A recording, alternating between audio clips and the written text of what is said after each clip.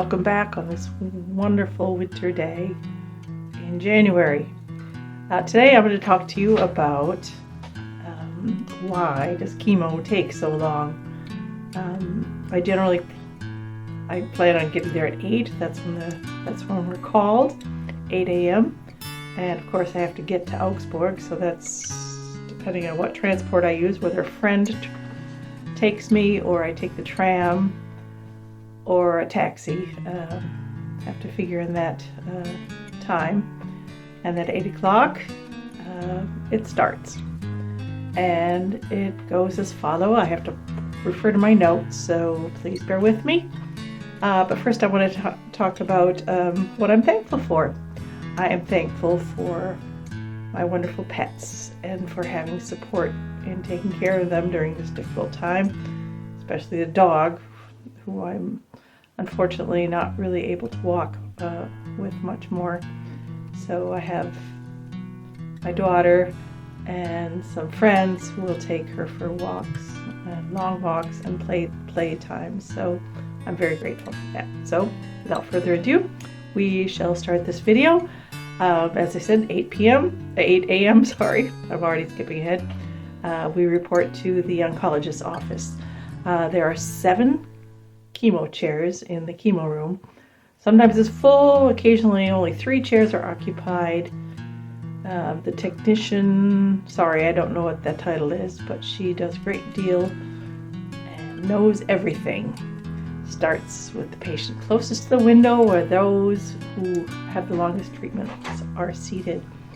One by one, each patient gets stuck and their infusions start. After all the patients are hooked up, this can sometimes take an hour. One by one, blood pressures are taken.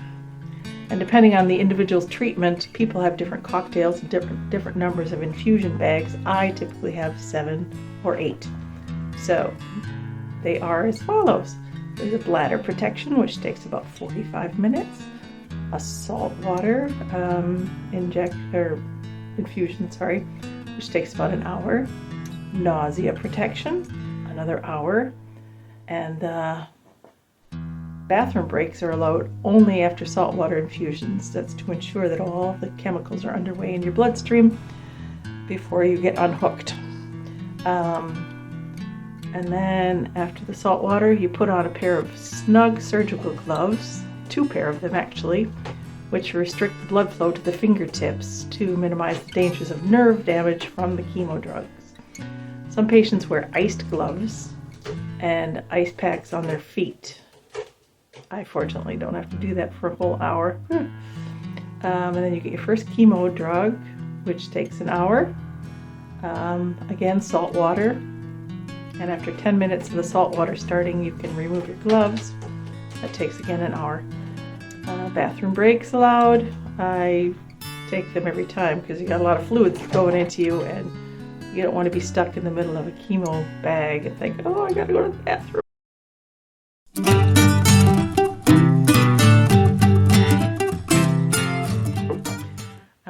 So then an iron supplement is put into a smaller saltwater solution, which takes about a half hour. They rinse out the port before the needle is removed. And then I get an injection in my belly. I forget for what. I think it's some sort of supplements. I'm not sure. Blood pressure. Everyone has to have acceptable levels before they may go. And once a month, somewhere in that mix, I get an additional bone treatment infusion, which takes about 45 to 60 minutes. So all in all, a lot going on, one at a time. Everything has to go one at a time. And delays, of course, arise when lines stop running or machines start beeping all at once, or due to personnel shortages, which has been the case since September. Since there are supposed to be 2 technicians scheduled mostly, and but one had a bad fall in September and broke a leg, and she has not been able to work since then. So it's been one woman doing it all. She gets occasional help from the front desk people who are also in training, or Some women get woozy and have to get transferred to the room next door where there are beds.